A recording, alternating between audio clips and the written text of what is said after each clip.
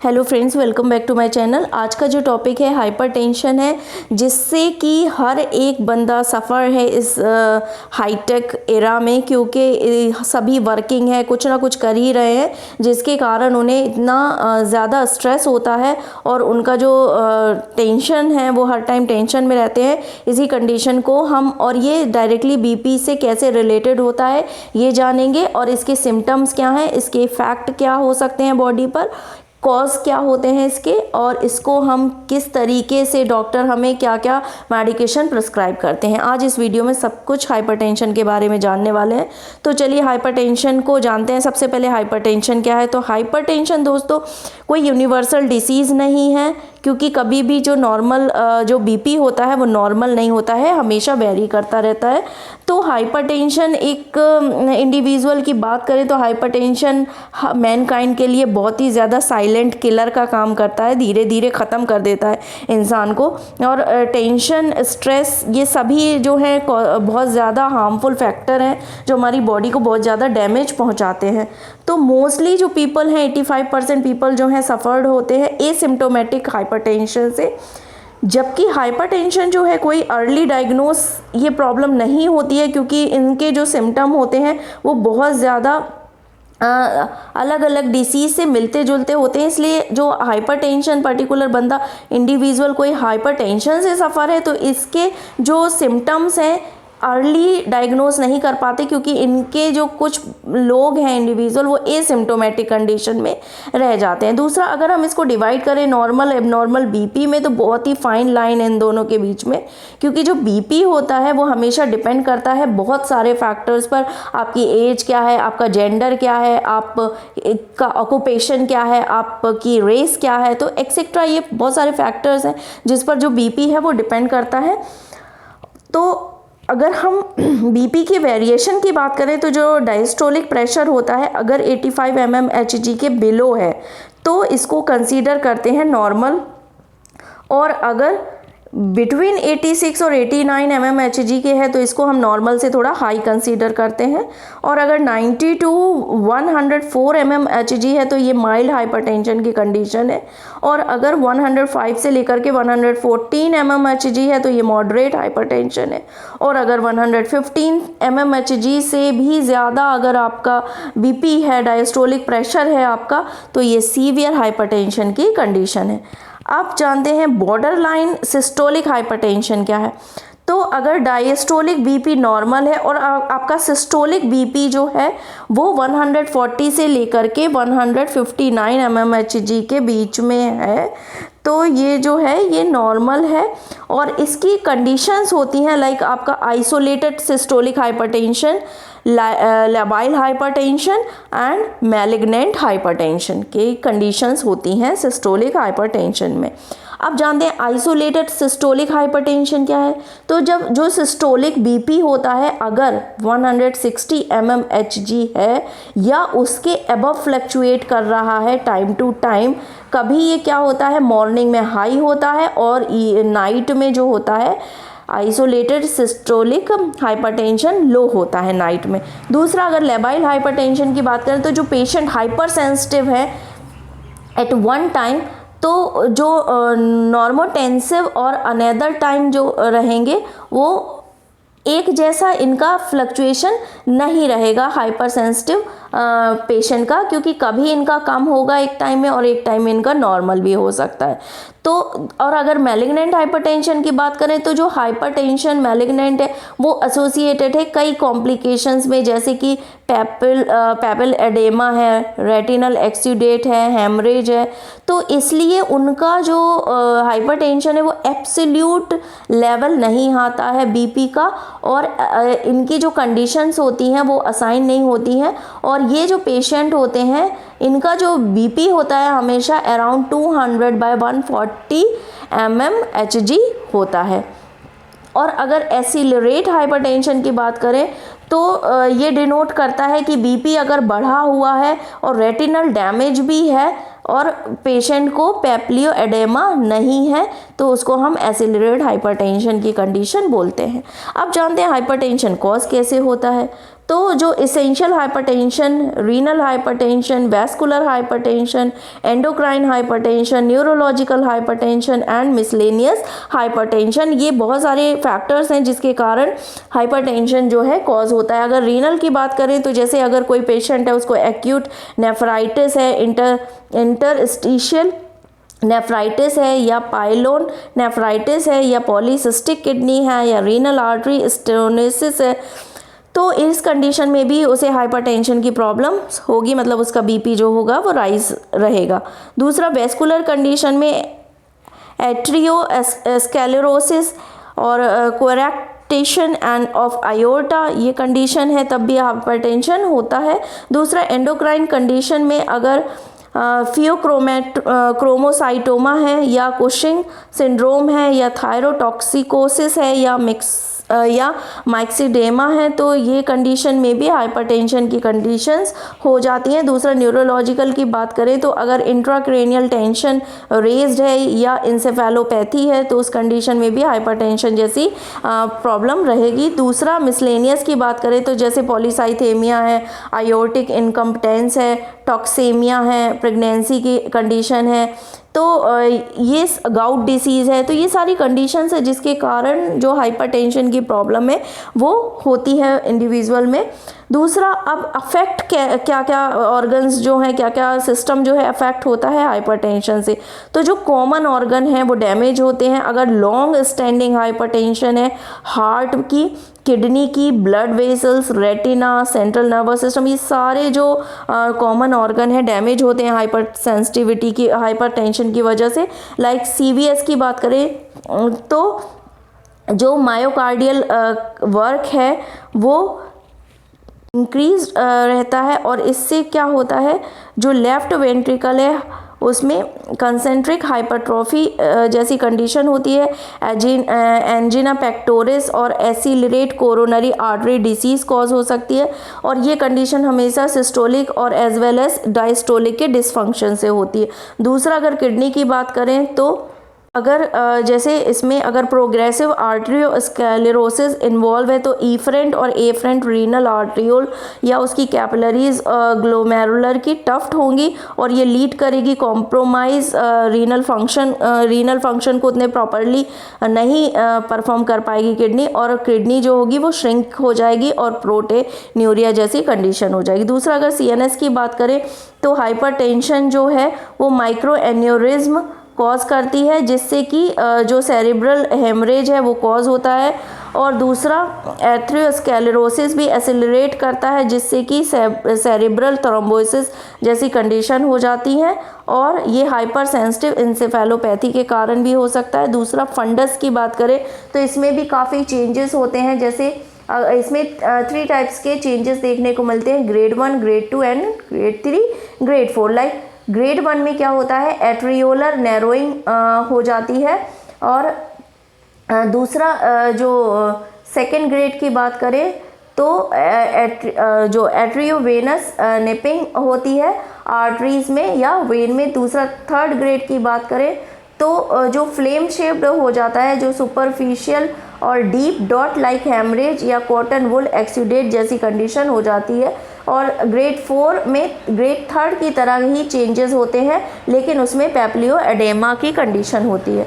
अब अगर सिम्टम्स की बात करें हाइपरटेंशन के, तो सिम्टम्स जो हैं काफ़ी क्लिनिकल फीचर्स की बात करें तो एलिवेट होता है अगर बीपी अपने आप या कोई टारगेट ऑर्गन इसमें इन्वॉल्व है, या अंडरलाइंग डिसीज़ के कारण है, या सेकेंडरी हाइपरटेंशन के कारण है। तो सिम्टम्स सभी के अलग अलग डिफरेंट होते हैं। अगर सिम्टम्स की बात करें, अगर हाइपरटेंशन की वजह से ही है तो हाइपरटेंशन में क्या रहेगा, हेडेक रहेगा, डिजीनेस या एपिस्टैसिस। हेडेक की बात करें तो ये यूजुअली मॉर्निंग के टाइम रहता है, और हमेशा ये जो होता है थ्रोबिंग होता है और यूजुअली फ्रंटल में पेन होता है, फ्रंटल स्टेट में पेन होता है। जो हमारे सर है उसमें हेडेक, मतलब हेडेक जो है वो हमारे फ्रंटल रीजन में रहेगा और हमेशा ही मॉर्निंग के आवर्स में रहेगा। अगर डिजीनेस की बात करें तो अनस्टेडी फील करता है पेशेंट हमेशा। और एपिस्टेसिस की बात करें तो ये जो प्रेशर होता है कैपिलरीज का नोज़ में इंक्रीज होता है, रप्चर होता है, नाक से भी कभी कभी ब्लीडिंग हो जाती है और ब्लीडिंग जो होती है वो रिड्यूस होती है, सर्कुलेटिंग वॉल्यूम को भी रिड्यूस करती है, बीपी भी क्या होता है लो हो जाता है। तो ये वाइटल ऑर्गन में हैमरेज से ये प्रिवेंट करती है अगर बीपी लोअर हो गया। दूसरे सिम्टम्स की बात करें तो टारगेट ऑर्गन जैसे सीवीएस, किडनी, सीएनएस और रेटिना की बात करें तो अगर सीवीएस में डिस्फनिया और एक्सक्रीशन के जैसी प्रॉब्लम्स होती हैं। दूसरा एंजिनल चेस्ट पेन हो सकता है और पैप्लिएशन। अगर किडनी में तो हेमेटोयूरिया, नॉक्ट्यूरिया और पॉलीयूरिया जैसी कंडीशंस हो सकती हैं, देखने को मिलती हैं। दूसरा सीएनएस में क्या होता है टिया, ट्रांजिएंट इस्कीमिया अटैक हो सकता है, स्ट्रोक आ सकता है, फोकल न्यूरोलॉजिकल डिफेक्ट हो सकता है, हाइपर सेंसिटिव इंसेफेलोपैथी की कंडीशन में हेडेक, वॉमिट, कन्वल्जन, अनकॉन्शियसनेस या फोकल न्यूरोलॉजिकल डिफेक्ट हो सकता है। डिजीनेस की कंडीशन में टिनाइटिस एंड सिनकोप जैसी कंडीशन होती है। और रेटिना में अगर ब्लर विज़न और सडन ब्लाइंडनेस भी हो सकती है। तो ये सारे जो है सिम्टम्स हैं जो टारगेट ऑर्गन को अफेक्ट करते हैं हाइपर सेंसिटिविटी की वजह से। दूसरा है अंडरलाइंग डिजीज़, अगर आपको एडेमा है, पफी फेस है, एक्यूट नेफ्राइटिस हो सकता है, अगर वेट गेन कर रखा है, हिस्टिज्म एंड स्ट्रिया जैसी कंडीशन है तो कुसिंग सिंड्रोम की कंडीशन में होता है। दूसरा वेट लॉस है, ट्रिमर है, पैप्लिएशंस है या स्वेटिंग हो रही है तो ये हाइपरथायरॉयडिज्म या फ्यूक्रोमेसाइटोमा की कंडीशन में हो सकता है। वीकनेस है, हाइपर एल्डोस्टेरोनिज्म है, जॉइंट पेन है, ब्रोंकोस्पाज्म है, पेरिफेरल वेस्कुलर डिसीज सिम्टम है या पॉलीआर्थराइटिस नोडोसा है। तो ये सारे जो हैं सिम्टम्स हैं हाइपरटेंशन के अलग अलग ऑर्गन्स के और अलग अलग क्लिनिकल फीचर्स के बेस पर। अब अगर साइन की बात करें तो कैसे हम जो फिजिशियन है कैसे डॉक्टर इसका जनरल एग्जामिनेशन करता है।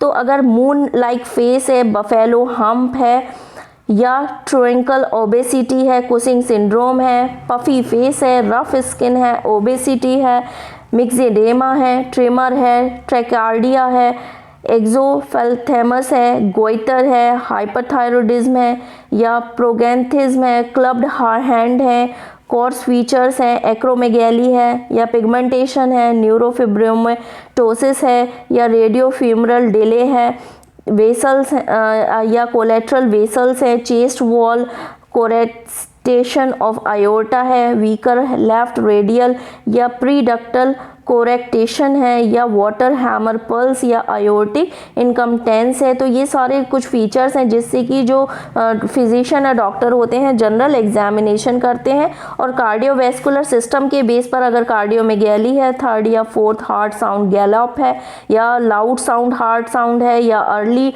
Diastolic murmur due to AI condition है तो इसमें भी ये कार्डियोवैस्कुलर के सिम्टम्स को देख करके डायग्नोज करते हैं।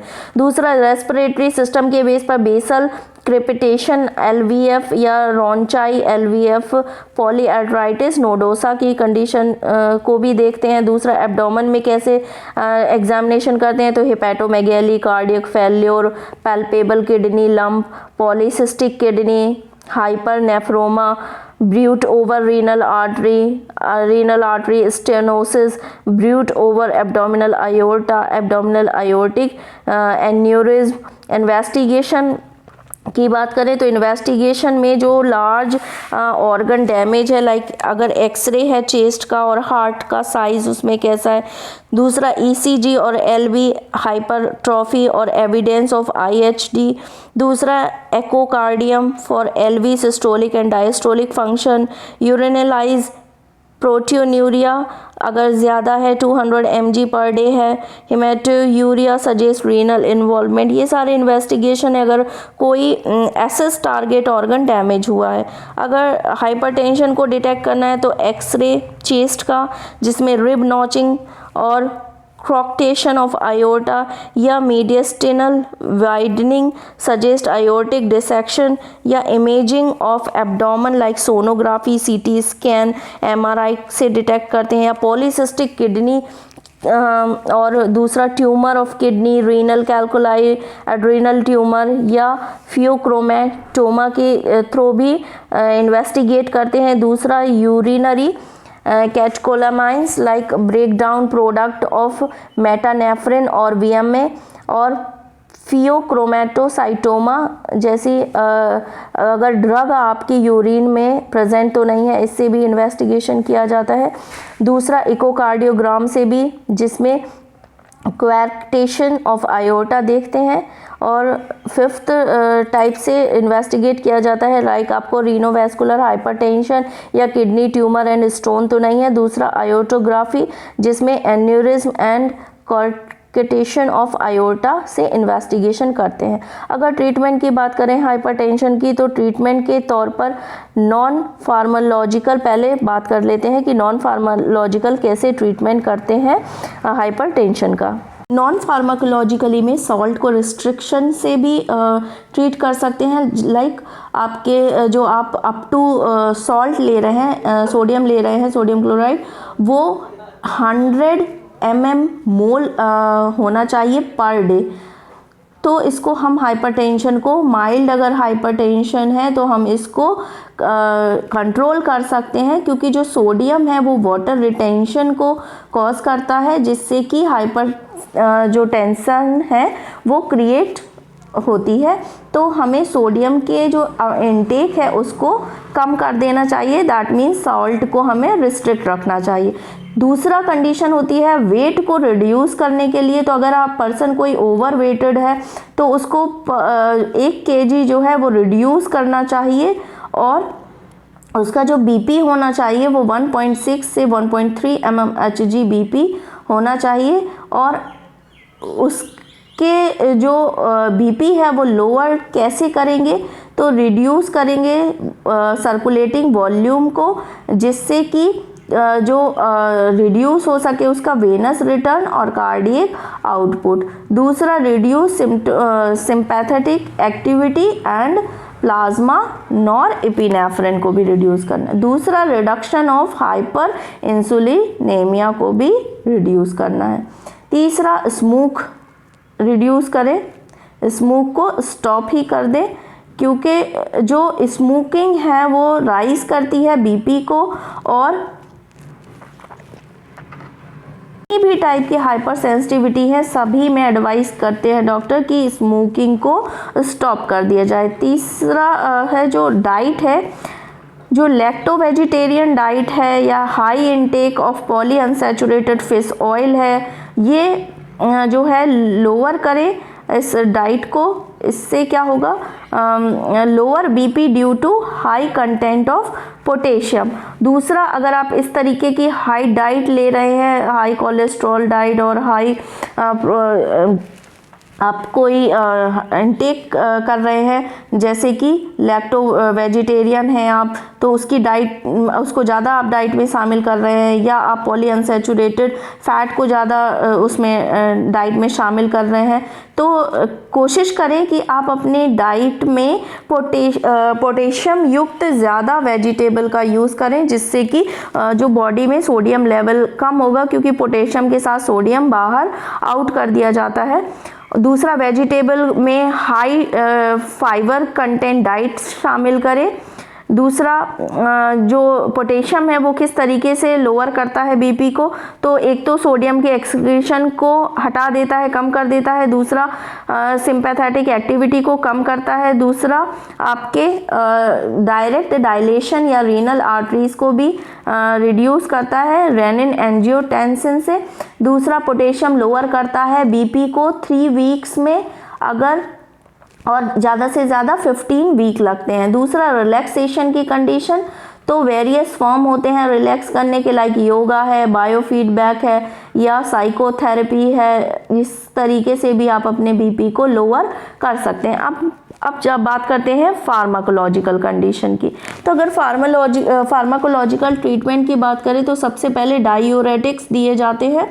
जो डॉक्टर्स होते हैं वो डायूरेटिक्स एडवाइस करते हैं। जो ओरल डायूरेटिक्स हैं mostly anti hypersensitive agent drug use किए जाते हैं, ये ज़्यादा इफ़ेक्टिव होते हैं 50% माइल्ड हाइपरसेंसिटिविटी में, और थियाज़ाइड्स वेरी इफ़ेक्टिव होते हैं हाइपरसेंसिटिविटी के कंडीशन में, हाइपरटेंशन की कंडीशन में। दूसरा, अगर जो एंटी हाइपरटेंसिव ड्रग की जो पोटेंशियल है वो एक ही दिन आपको ये मेडिकेशन दिया जाता है। दूसरा, ये रिड्यूस करता है एक्स्ट्रा सेलुलर फ्लूइड पर भी और कार्डियक के आउटपुट पर भी। ये जो है इसमें हाई सॉल्ट इनटेक नहीं करना होता है। दूसरा, बीटा ब्लॉकर्स भी दिए जाते हैं। बीटा ब्लॉकर्स में लाइक ये रिड्यूस करते हैं आपके कार्डियक आउटपुट को और बीपी को भी लोअर करते हैं। और इसमें जो है जो पेशेंट होते हैं अगर माइल्ड या मॉडरेट हाइपरटेंशन है तो ये बीपी को लेस करते हैं 90 mm। दूसरा, जो बीटा ब्लॉकर्स हैं वो डायूरेटिक्स के साथ कंबाइन करके भी दिया जाता है। कैल्शियम ब्लॉकर्स जो हैं वो इनहिबिटर की तरह काम करते हैं, वैसोडिलेटर की तरह काम करते हैं। दूसरा जो है कैल्शियम चैनल ब्लॉकर्स दिए जाते हैं। ये ड्रग जो हैं बीपी को कई तरीके से लोअर करते हैं, जैसे कि natriuresis and diuresis due to increase GFR and decrease aldosterone. दूसरा कंडीशन एंटी एंजियोटेंसिन के थ्रू भी ये डिक्रीज करते हैं। और peripheral vasodilation like nifedipine is commonest use calcium blockers. और एम्लोडाइपिन यूज़ की जाती है, फेलोडाइपिन, नाइकरडाइपिन एंड नाइट्रेनडाइपिन। ये सारे कैल्शियम ब्लॉकर्स हैं। इन ड्रग्स का यूज़ किया जाता है और ये हमेशा हाइपरटेंशन की कंडीशन में ये ड्रग को प्रेस्क्राइब करते हैं फिजिशियन या डॉक्टर। दूसरा, फ्लशिंग, हेडेक, पैप्लिएशन, एडेमा, हाइपोटेंशन भी इसके कारण कॉज हो सकता है, इसके साइड इफ़ेक्ट है। दूसरा, ACE इनहिबिटर, इसमें क्या होता है रेनिन रिलीज्ड होता है किडनी से और सर्कुलेटिंग एंजियोटेंसिनोजन को प्रोड्यूस करता है। एंजियोटेंसिन 1 जो होता है कन्वर्ट हो जाता है एंजियोटेंसिन 2 में। ये कन्वर्टिंग एंजाइम है और एंजियोटेंसिन 2 जो है पोटेंट वैसो कंस्ट्रक्शन का काम करता है। ये स्टिमुलेट करता है एल्डोस्टेरोन को जो रिटेन करते हैं सोडियम को और कॉज करते हैं हाइपरटेंशन। ACE इनहिबिटर जो होते हैं इनहिबिट कर देते हैं इस एंजाइम को कि एंजियोटेंसिन सेकेंड फॉर्म ना हो और जिससे कि लीवर बीपी होता है वो जो होता है कम हो जाता है। ये ड्रग जो होते हैं इनके कोई एडवर्स इफ़ेक्ट नहीं है लिपिड, यूरिक एसिड और ग्लूकोज मेटाबॉलिज्म पर। ये लोअर करते हैं बीपी को 15 to 25% तक और डायस्टोलिक प्रेशर को लोअर करते हैं सिस्टोलिक प्रेशर से। ACE इनहिबिटर जो होते हैं यूज़ किए जाते हैं रीनोवैस्कुलर हाइपरटेंशन में। और अल्फ़ा ब्लॉकर्स का भी यूज़ किया जाता है। अल्फ़ा ब्लॉकर्स एंड्रोजन स्टिमुलेशन करते हैं अल्फ़ा 1 रिसेप्टर का वैस्कुलर स्मूथ मसल्स में जो कॉज करते हैं वैसो कंस्ट्रक्शन एंड हाइपरटेंशन। इनका जो है मोस्ट ड्रामेटिक एडवर्स इफेक्ट है फर्स्ट डोज जो होती है पोस्टरल हाइपोटेंशन या सिंकोप कॉज करते हैं। अल्फा ब्लॉकर जो हैं अनदर बेनिफिशियल इफेक्ट भी है इनका कि ये लोअर करते हैं लिपिड के कंपोजिशन को। दूसरा, regression of left ventricle hyper atrophy को इन्हांस करते हैं इंसुलिन सेंसिटिविटी को। छठवां जो है वैसोडिलेटर दिए जाते हैं। ये ड्रग जो है एट्रियोलर स्मूथ मसल्स पर एक्ट करते हैं और कॉज करते हैं वैसोडिलेशन और बीपी को भी लोअर कर देते हैं, जिसमें जो ये इफ़ेक्ट हैं वो रिड्यूस करते हैं। कंबाइन किया जाता है इनको हाइड्राएलाजिन विथ बीटा ब्लॉकर्स के साथ या माइनोडेक्सिल अदर वैसोडिलेटर जो यूज़फुल होते हैं, लिमिट करते हैं हिर्सुटिज्म और इन फीमेल्स में। तो ये सारे मेडिकेशंस हैं फार्माकोलॉजिकल जो डॉक्टर या फिजिशियन प्रिस्क्राइब करते हैं हाइपरटेंशन की कंडीशन में। अगले वीडियो में जानेंगे हाइपोटेंशन हाइपरटेंशन तो सभी को होती है, मगर कुछ लोगों में हाइपोटेंशन की भी कंडीशन होती है। तो नेक्स्ट जो टॉपिक रहेगा वो हाइपोटेंशन रहेगा। अगर आपको ये वीडियो अच्छा लगा है दोस्तों, ये इन्फॉर्मेशन आपको यूज़फुल है, आपके किसी काम की है, तो आप इस चैनल को सब्सक्राइब करें और ज़्यादा से ज़्यादा कोशिश करें, मुझे एडवाइस दें कि आपको और किस डिसीज़ के बारे में जानकारी चाहिए। Thanks for my channel. If you like the information, then please like and subscribe my channel.